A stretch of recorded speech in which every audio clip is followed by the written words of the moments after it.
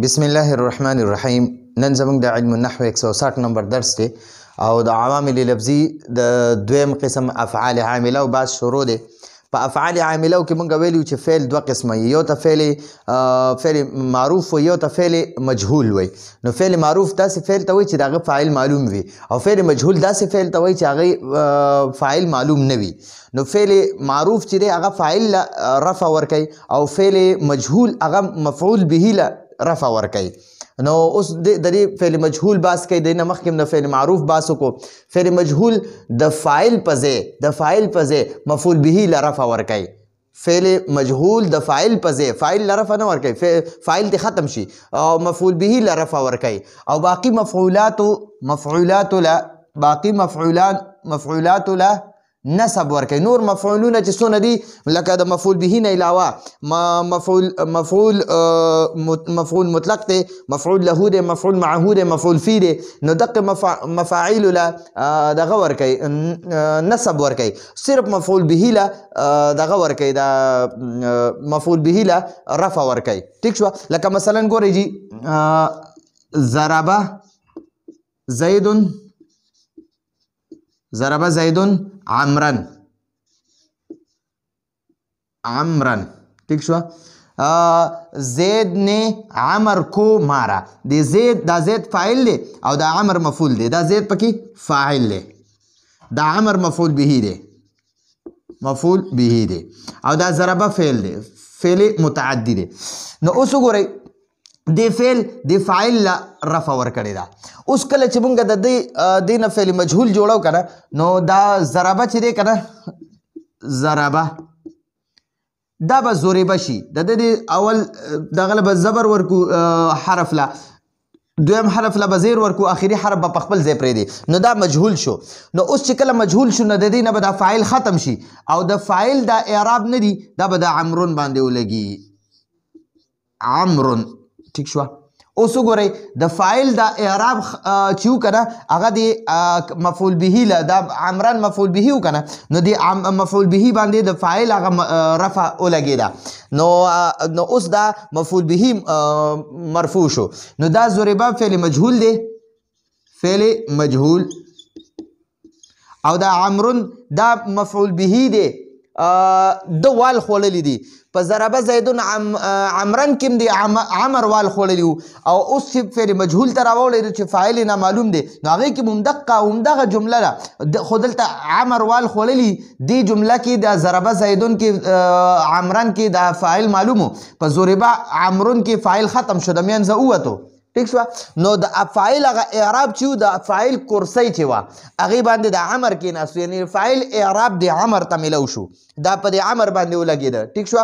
دلته چې کوم عمرن و نو همدغه عمرن وال خوړلي دلته کې، خو دلته پې ضمه راغلې ده او دا فعل مجهول جوړ شوی دی. نو اوس د دې معنی ده ضربه عمرون، عمر وخلی شوی، عمل وخلی شو، عمر وخلی شو. او دلته معنی وه ضربه زیدون عمرن، زید عمر وخلو. دلته دا زید معلومو، وخلو والا معلومو، فاعل معلومو. دلته عمر وخلی شوی دی، خو چا وخلی شوی هغه معلوم نه دی، نو ځکه ورته فعل مجهول وی. نو د فعل مجهول دا د فعیله په وزن وي، د ضربه. ٹھیک شو؟ نو ضربه عمرون، عمر وخلی شو، عمر وخلی شو. نو دا پکې دا چې کوم مفعول به باندې د فاعل رفع ولګېده که نه، نو دقه مفعول به ته دلته کې په فعل مجهول نه پس دته نایب فاعل وایي، نایب فاعل ورته وایي. ٹھیک شو؟ اوس به تا ته وایي چې دې نایب فاعل له دا فعل مجهول د مفعول له رفع ورکوي، مفعول به. تا ته اوس دلته کې وایي چې فعل مجهول د فاعل په ځای مفعول به له رفع ورکوي. نو دا هغه مفعول به و، د اوله جمله کې فاعل هم معلوم و، مفعول به هم معلوم دی. په دې دویمه جمله کې د فعل مجهول کې فاعل نه دی معلوم او مفعول به چې و هغه له رفع ورکړله. نو تا ته وایي چې فعل مجهول د فاعل په ځای، یعنی د فاعل رفع نه ورکوي، فاعل ختم شو. اوس مفعول به چې کوم موږ سره په دې ضربه زیدون عمرن کې راکم، عمرن مفعول به دی کنه، نو ضربه دا فعل مجهول کې با د مفعول به لا رفع ورکي. نو دا عمرن چې دا به اوس عمرون وي. ٹھیک شو؟ ضرب عمرون د فعل مجهول نه پس په د عمرن چې هغه به اوس عمرون وي. ٹھیک شو؟ نو تا ته وایي چې دا فعل مجهول مفعول به له رفع ورکي نو هغه دا خبر ورته کوي او باقی مفعولات له نصب ورکي نو دا باقی مفعولات کم یو دي مفعول فی دی مفعول مطلق دی مفعول معه دی او مفعول له دی هغې له دا فعل مجهول هماقه شانتې نصب ورکي خجی اوس تا ته وایي چې دا مفعول دا نایب فاعل دی که نه د ضربه زیدون عمرن کې دا فاعل او دا ضربه عمرون کې دا نایب فاعل دی ٹھیک شو. دی مفعول به ته نایب فاعل وایي او دی مفعول به ته مفعول ما لم يسمى فاعله وایي مفعول داسې مفعول ما لم يسمى فاعله چې فاعل يسمى نه دی مسمى نه دی یعنی مذکور نه دی موجود نه دی داسې مفعول چې فاعل مذکور نه دی موجود نه دی ٹھیک شو. دته مفعول ما لم يسمى فاعله نو د ضرب عمرون کې دلته کې فاعل نشته دی فعل مجهول دی نو هغه مفعول ته د نائب فاعل ته مفعول ما لم يسمى فاعله وای او دا فعل مجهول چې دی کنه ضربه دته فعل ما لم يسمى فاعله وای دا سه فعل چې دا هغه فاعل مذکور نه وي ٹھیک شو. فعل مجهول ته فعل ما لم يسمى فاعله وای او د نائب فاعل ته یا مفعول به ته مفعول ما لم يسمى فاعله وای ٹھیک شو.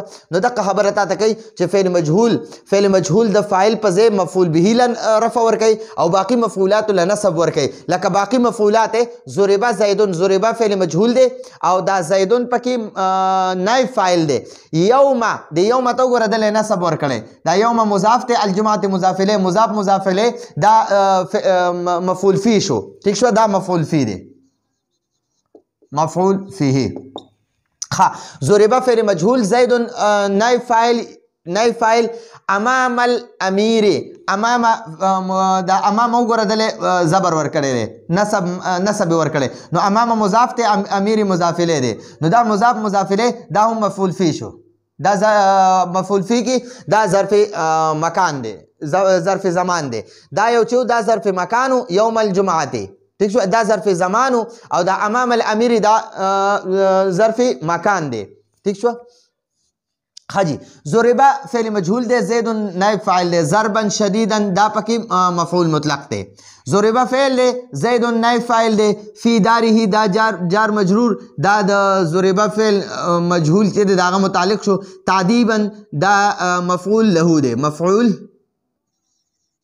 له دا مفعول له دی نو د تعذيبا لم نصب ور کړی دی ضربه د ضربا شدیدا لم نصب ور کړی د ضربه امام لم نصب ور کړی امام امیر او د ضربه زید دا ضربه چې دی یوم الجمعه لم نصب ور کړی دی نو تا ته وایي چې دا ضربه فعل مجهول چې دی کنه دا صرف مفعول لرفع ور کوي د فاعل په ځای مفعول لرفع ور کوي فاعل نه فاعل خو ختم شو خو دا اوس مفعول به چې کوم هغه خو منصوب وي نصب وي په خدا فعل مجهول هغه لرفع ور کوي او باقی مفعولات له یعنی مفعول فی له دغه شان مفعول مطلق له او مفعول له له مفعول معه له هغه له نصب ور کوي. اوس تا ته وایي فعل مجهول ته فعل ما لم يسمى فاعله وایي فعل مجهول تسوي فعل ما لم يسمى فاعله فعل ما لم يسمى فاعله واي فعل مجهول ته فعل ما لم يسمى فاعله واي او د دې فعل مجهول نائب فاعل ته مفعول ما لم يسمى فاعله واي